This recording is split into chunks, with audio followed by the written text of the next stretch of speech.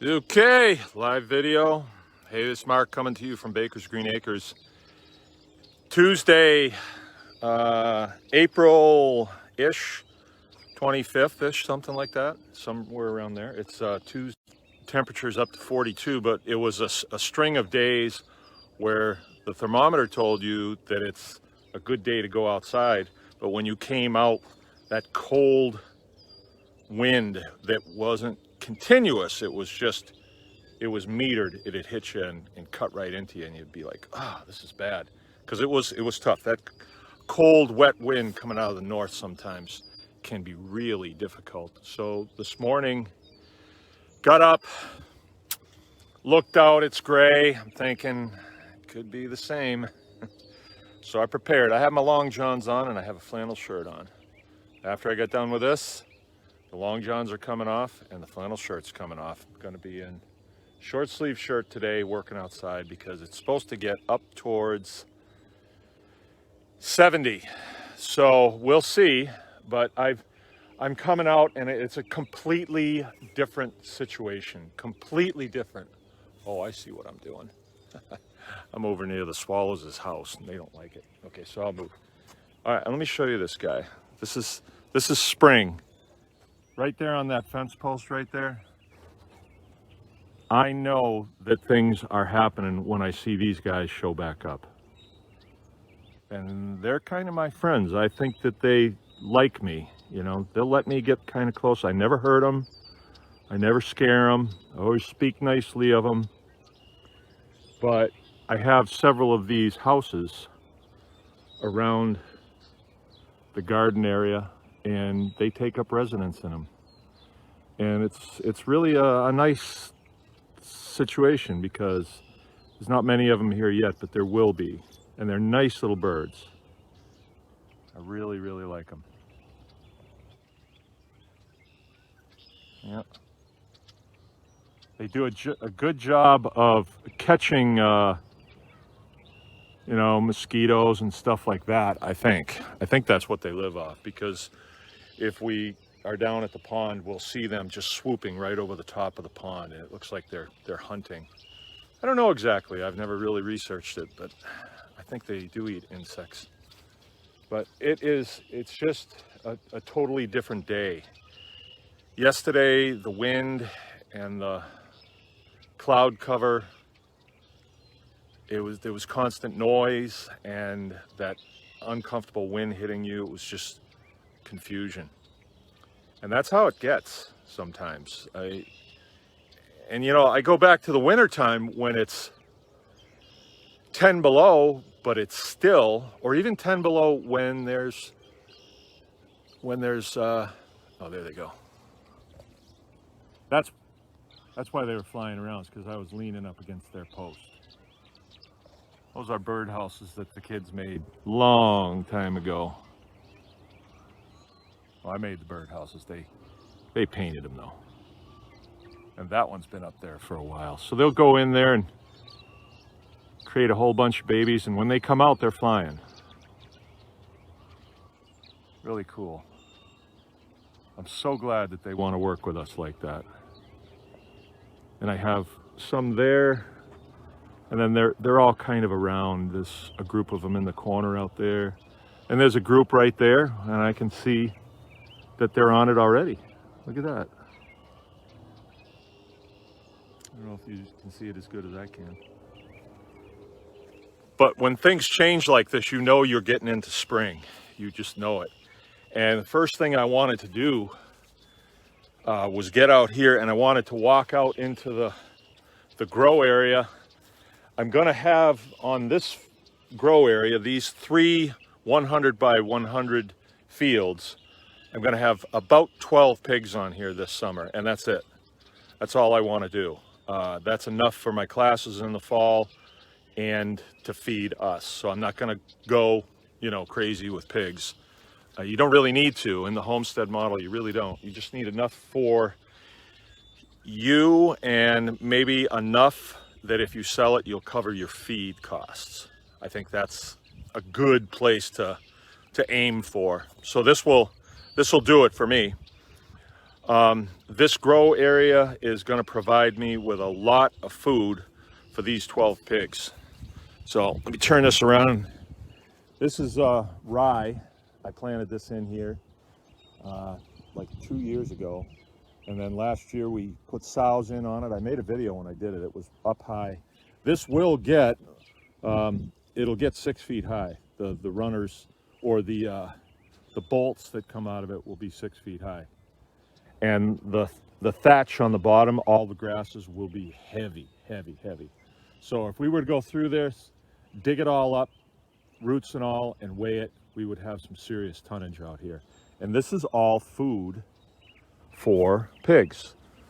And I want to be careful when I say that because we're raising Mangalitsa and Mangalitsa cross pigs. And they're a heritage breed of pig, and they do really well on forage, right? Some pigs, they want nothing to do with forage. They'll stand there at the gate and they'll scream at you until you bring them corn and soy. That's what they want. That's what they've been kind of bred for. So with our Mangalitsas, as soon as I open the gate, and I'll kind of show you how this works. I'm in the alleyway here.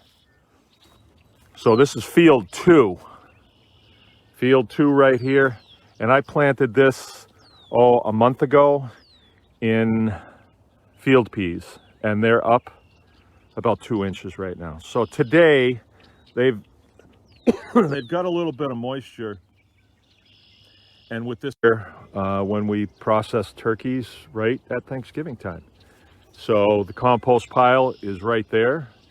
And I took about half of it and I spread it here and there, right? Here and there. So I'm stacking the deck. I want this to be as fertile as possible.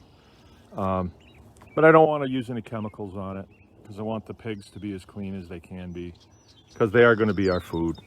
So this is where the pigs are. They're in field 1. And I said 12, but you know, if I wound up getting a few more of them, I wouldn't turn my nose up at them by any means. These ones are kind of small. They're mixed. These guys are a little raggedy looking because I put them in here and they've been getting chased around by the big ones pretty good. But it's funny, the big ones were sleeping outside last night. The little ones were sleeping in the house.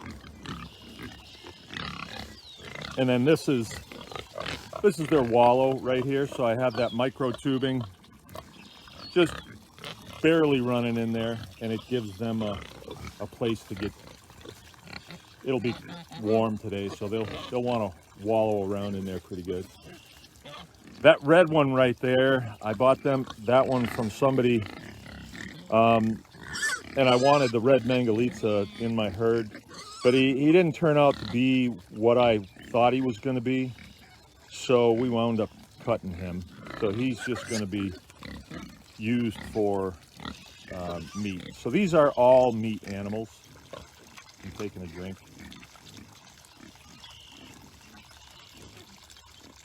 This is the best way we've found to do this. I mean, if you have something that you can run it into, that's nice, but generally they'll just turn it over, spill it all out. And I can shut this off at night, you know, if I need to. But you can see this field was turnips when we put these bigger ones in here last fall. It was all turnips. And now the turnips are gone. Everything green is gone. Everything. Right? So now, when these guys come off of here, I will open this gate right here. They will find their way down this alley. And the only other gate that'll be open will be the one on the end in that rye field. But I am going to wait until that rye field is significant. You know, I want it up there. I don't know as I'm going to let it bolt this time because it just depends how much rain we get. If we get a lot of rain, then I might. But if we don't, then I won't. Because bolting is when it sends a shoot up, and on the end of that is where the seed pod is. You know, the grains, the rye grains. They're not really going to care that much about it. It's a concentrated food source. I mean, if they get it, they'll eat it. but they're going to be more jazzed about the green grass and the roots underneath the green grass. They're going to really love that. And once I let them out of here, I'll move their hut onto this field. Then I'll get in here and rough this up a little bit. I might just flatten it out a little bit just because. Don't really need to. All I really need to do is seed it. And I believe that I will seed this in forage radishes. And that's just the process of going out there. I mean, you look at it, it's already turned up. This is very, very fertile right now compared to what it was when we started. It doesn't look real great now because it's so dried out, but once I broadcast some seed out here and then get it turned in, then that means I just go over it with something just to turn it over a little bit. Not a lot. Like they call it a bed spring. You can use just about anything. I made a drag that when I run over it with the tractor, it kind of buries up a lot of the seed, and you can seed it. You can seed it real heavy, and you know, some of the seeds will get buried and they won't germinate. But then the next time you do it, you might leave one just 1/4 of an inch from the top, and bam, it'll take off. So there are seeds in there. If I did nothing and just walked away, that'd be an interesting thing to do too, because what we want to do is we want to build the seed bank with the stuff that we want to grow. The stuff that would grow in here wouldn't be bad either. You know, honestly, there really isn't any weeds. I mean, if you look long enough and hard enough, there's a use for it, and there is an animal that will eat it. Lamb's quarter comes up here real heavy.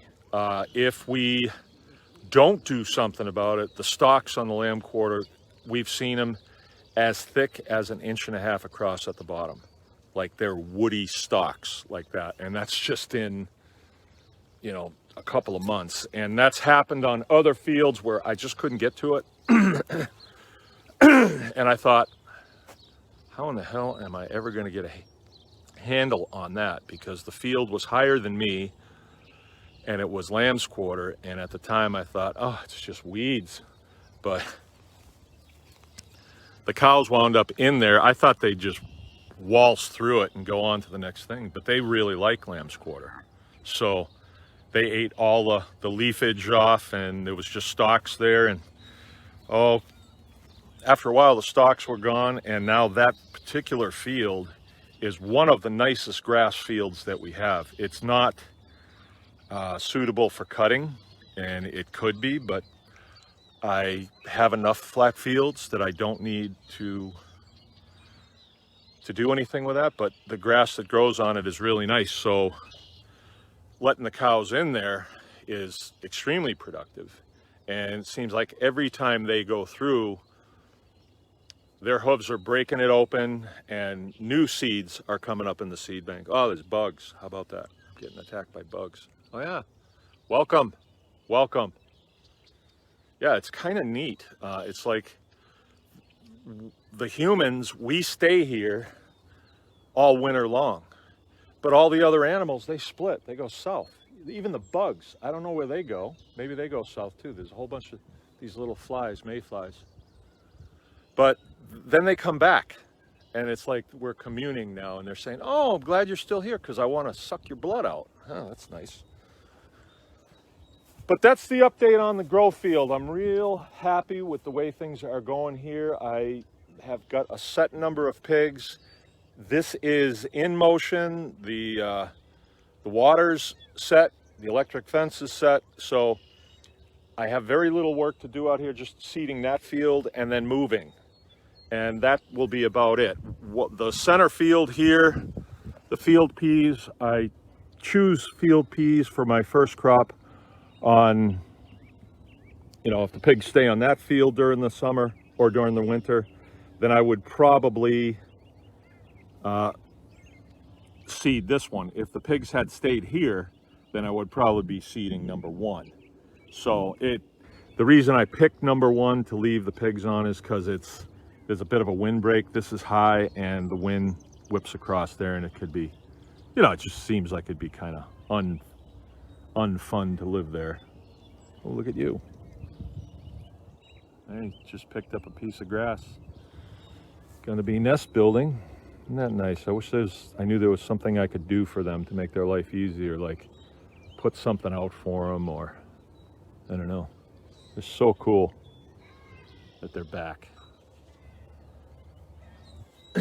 Okay, so I don't have a whole lot to do here. Once it's built and the fences are in, the electric's on, it's in motion. This is going to cut my feed costs way down, because the tonnage of feed that will just grow on here is way up. It is way up. And what we're doing here is we're taking advantage of the sun and the rain, and then the fertility that's created by the pigs being on this field. So, you know, they say there ain't no free lunch, but they don't know what they're talking about, because I don't pay for the sun. I spread literally like a coffee can of field peas out here. Walking, I was just walking and spread it. So like I didn't have a lot of equipment costs. I might have taken a little shoe leather off doing it, but I don't have much involved there.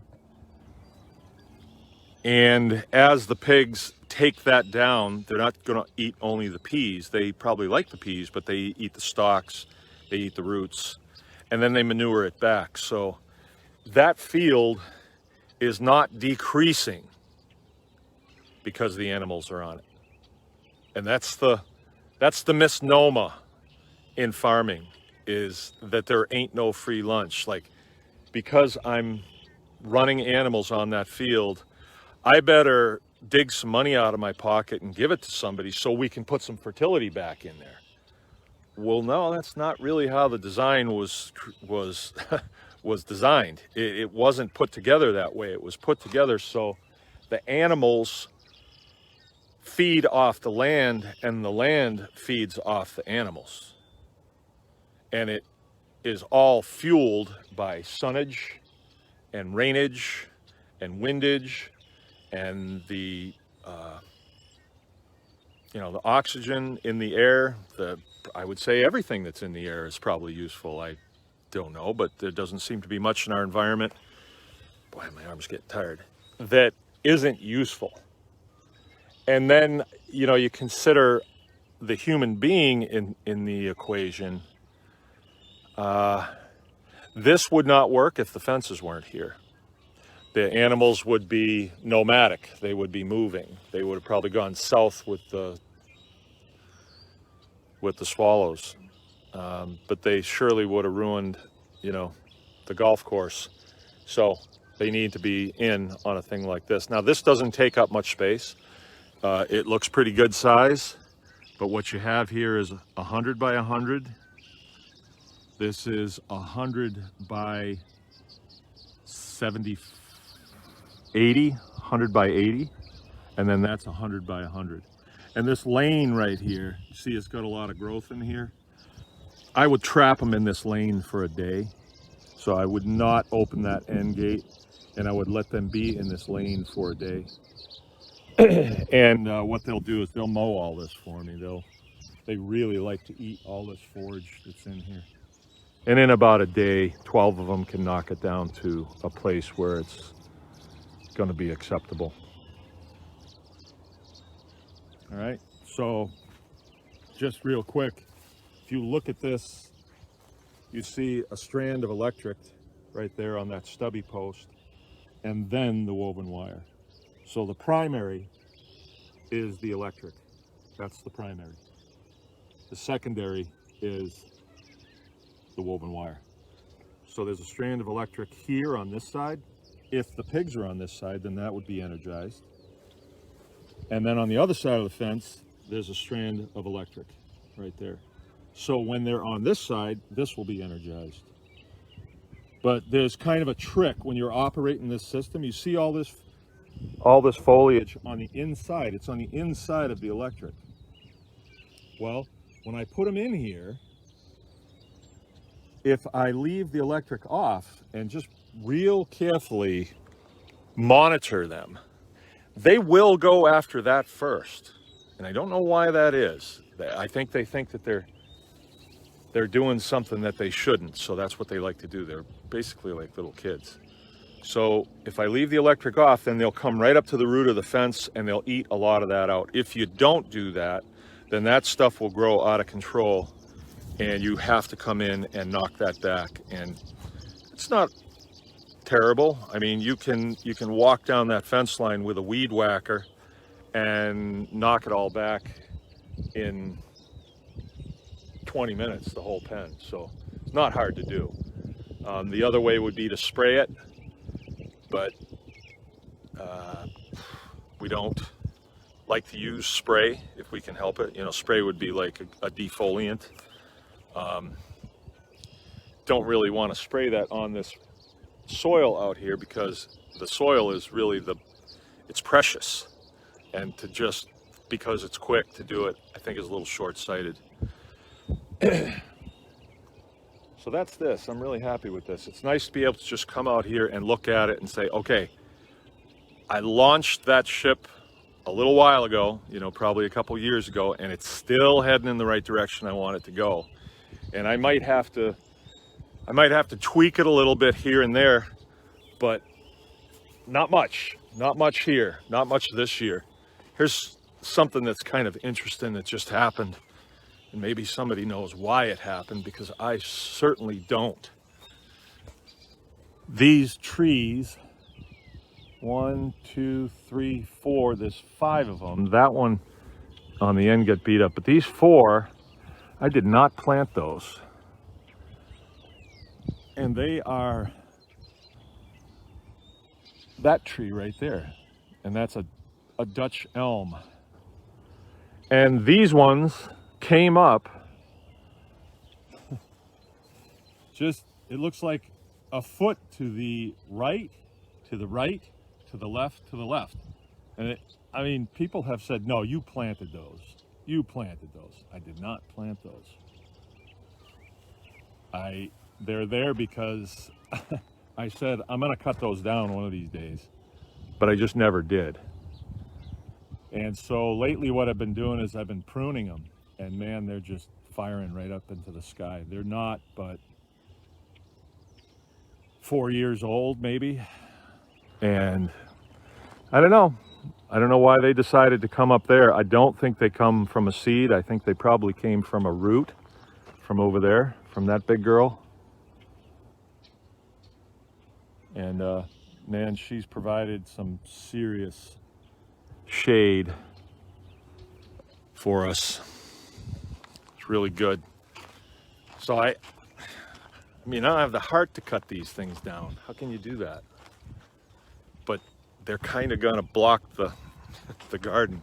Maybe I'll just move the garden. While we're out here, maybe I'll show you this. This is kind of fun. I'm just feeling like that today. Fun day. These are our first batch of chicks, and now that it's warmed up, they can go outside. They are outside chicks now. This is our brooder. It's movable, so the spot that it's on right now will not be the spot that it's on for the next batch of chicks. I'm kind of kicking myself because I'm thinking, why didn't I put it out here in the garden? Because then all that manure that is underneath this would just be in the garden, because now I'll have to get that scraped up. And this has gotten set back a little bit, but you still see there's a lot of grass in there, and it'll bounce back. I mean, I had it here last year. That's where it was last year. And by the end of this summer, you won't even know that that's where it was. See, it's still kind of sparse. I think we left it there a bit too long. But that's okay. Once the microorganisms in the soil catch up with the nutrient that's there, it just takes right off. So it'll be okay. Yeah, it's kind of nice. These guys did really well. I think we only lost 1 out of the 150. Normally we do bigger batches, and the next few batches will be significantly bigger than this one. But it's kind of touchy here in northern Michigan sometimes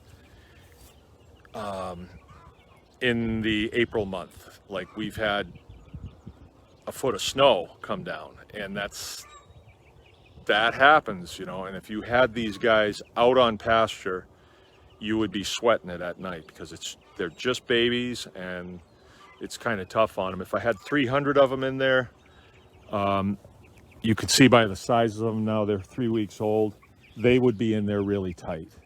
So if I have 300 in there, they can really only stay in there for about just this side of 3 weeks, and then they're too crowded and they have to come out. So if I had to put them out, you know, today, I guess I could. And looking at the weather forecast, I think things would probably be okay, but let's say that it takes a turn for the worst. We could have a real disaster on our hands. And I am out here. I just started out here this morning. I couldn't resist. It's so nice out. I didn't want to be working on my other project, which is the bathroom that I have to finish. But I just came out here and I raked a lot of the refuse into piles. This is the refuse from the garden from last year.